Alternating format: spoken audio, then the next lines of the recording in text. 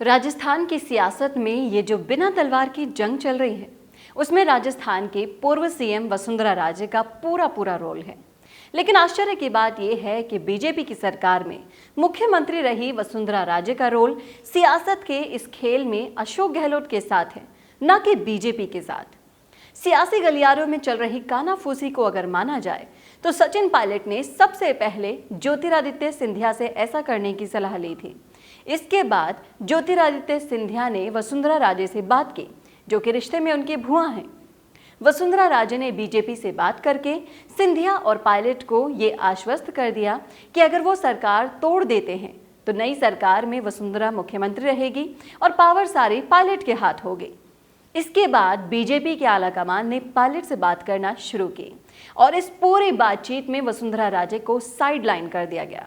इससे नाराज वसुंधरा राजे ने पाला बदलकर अशोक गहलोत का साथ दे दिया और सचिन पायलट समेत बीजेपी के आलाकमान के नियुक्त किए गए सभी लोगों को इस प्रकरण में बुरी तरह से फंसा दिया।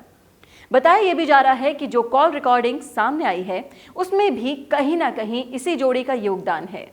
अशोक गहलोत के मास्टर प्लान के बाद अब सचिन पायलट की सियासत कितने दिन की और बची है, ये समझने वाली बात होगी।